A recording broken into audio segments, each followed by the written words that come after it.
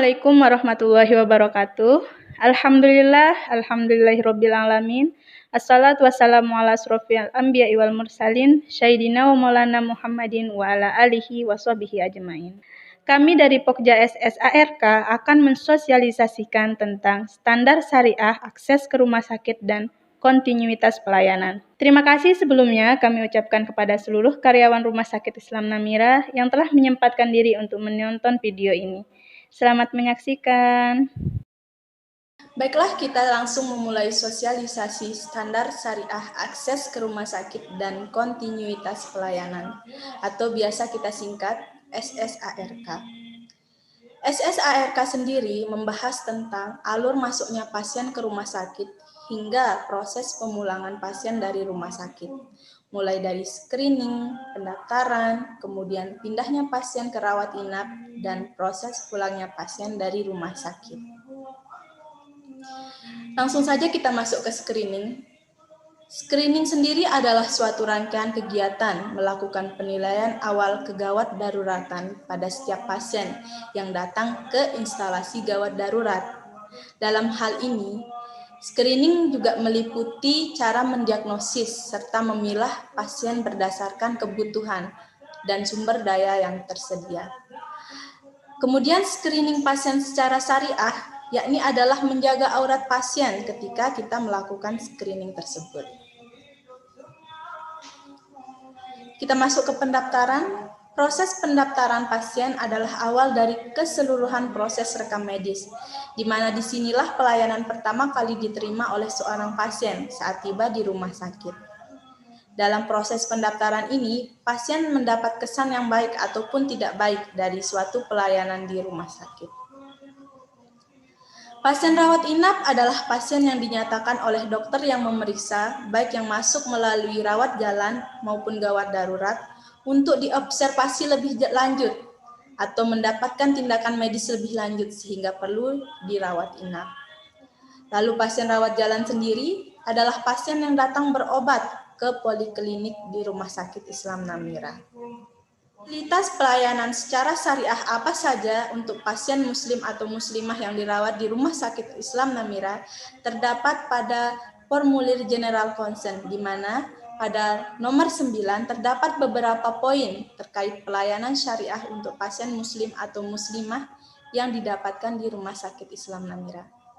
Yang pertama yakni penjagaan aurat dengan pemakaian hijab, penutup dada untuk ibu yang menyusui, serta menutup tirai pada saat tindakan atau pemeriksaan pasien. Lalu selanjutnya penjagaan toharoh dengan pendampingan wudhu atau tayamum. Selanjutnya penjagaan ibadah dengan bersedia diingatkan untuk melaksanakan sholat pada saat waktu sholat dan bersedia didampingi petugas kerohanian bila memerlukan. Selanjutnya penjagaan khalwat dan ikhtilat dengan bersedia selama perawatan ditunggu oleh keluarga atau mahramnya dan bersedia mengikuti kebijakan halal gizi dengan tidak menggunakan peralatan makan untuk makanan selain yang disajikan oleh rumah sakit, serta yang terakhir yakni pelayanan sakaratul maut, bersedia untuk pendampingan sakaratul maut atau talqin. Di sini bisa kita lihat akad ijarah untuk pasien BPJS umum maupun asuransi, di mana di akad ijarah ini nanti akan ditandatangani oleh pegawai Rumah Sakit Islam Namira, kemudian ditandatangani oleh pihak keluarga pasien, serta ditandatangani oleh 2 orang saksi. Bisa dilihat di sini. Kita berlanjut masuk ke regulasi proses transfer pasien yang dilakukan secara syariah, di mana sudah terdapat pada poin F nomor 2, yakni proses transfer pasien sesuai kaidah syariah dengan penunjukan staf sesuai dengan gender dalam pendampingan transfer pasien. Untuk SPO atau standar prosedur operasional transfer pasien bisa dilihat di sini. Proses transfer pasien hanya didampingi oleh perawat sesuai dengan gender pasien. Namun dalam kondisi khusus dan terjadi ketidakstabilan airway, breathing, dan circulation, maka pendampingan selama proses transfer pasien adalah dokter umum dan perawat yang sesuai dengan gender pasien. Di sini sudah ada formulir transfer pasien yang juga sebagai bukti bahwa transfer pasien sesuai dengan gender, di mana di form ini nanti petugas yang menyerahkan harus bertanda tangan atau menandatangani formulir transfer pasien di sini. Bisa dilihat di layar. Selanjutnya kita masuk ke prosedur persiapan pemulangan pasien, di mana dalam prosedur persiapan pemulangan pasien ini terdapat beberapa kriteria pasien yang pemulangannya kompleks. Di antaranya bisa dilihat dari kondisi pasien, yakni pada pasien lansia dengan kelemahan fisik, kemudian bayi dengan berat badan lahir yang rendah, serta pasien yang memerlukan perawatan khusus, misalnya makan melalui sonde, perawatan kateter, serta drain.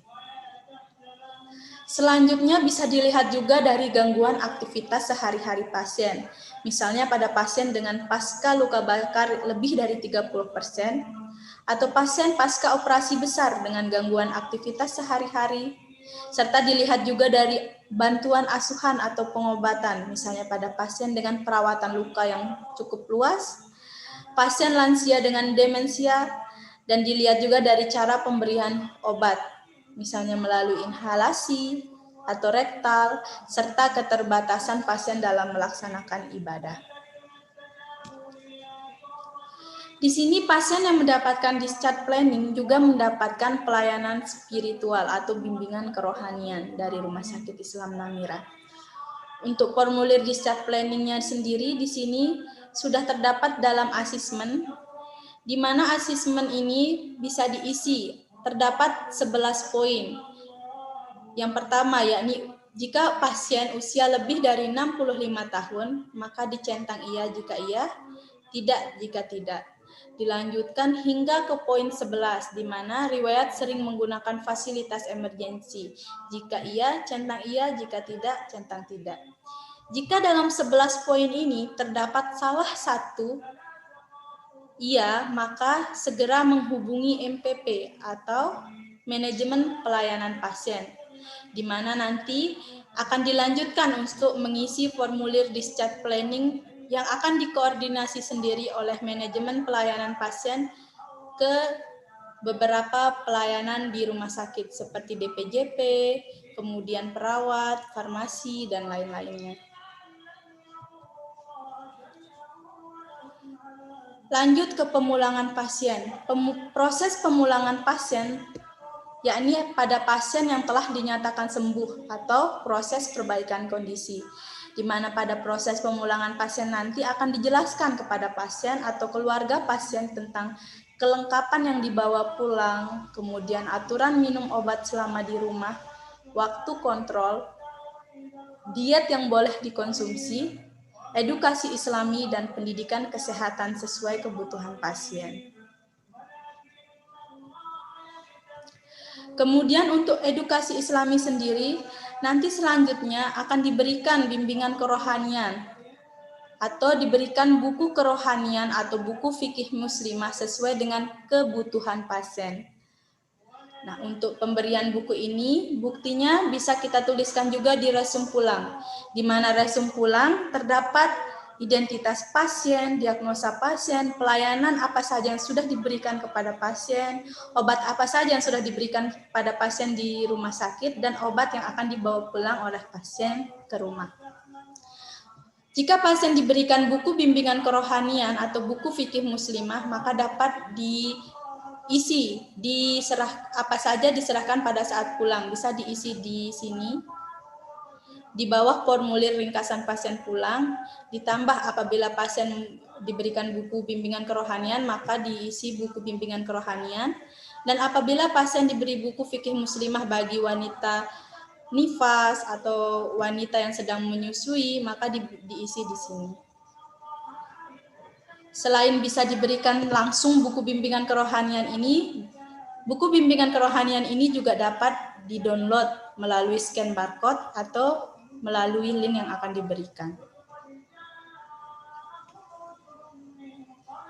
Kita berlanjut ke regulasi proses transfer pasien, yakni alat transportasi pasien, di mana sudah tercantum dalam regulasi poin F nomor 6, alat transportasi berupa mobil ambulans dilengkapi dengan media audio atau video islami berisi seperti murotal Al-Quran, doa, dan kalimah thayyibah. Nah, di Rumah Sakit Islam Namira sendiri sudah terdapat beberapa. Bisa dilihat di sini terdapat doa naik kendaraan di alat transportasi atau ambulan di Rumah Sakit Islam Namira. Kemudian sudah disediakan media audio seperti murotal Al-Quran dan beberapa doa serta kalimat thayyibah. Dan ditambah juga dengan sopir ambulan yang sudah terverifikasi. Itu saja sosialisasi standar syariah akses ke rumah sakit dan kontinuitas pelayanan.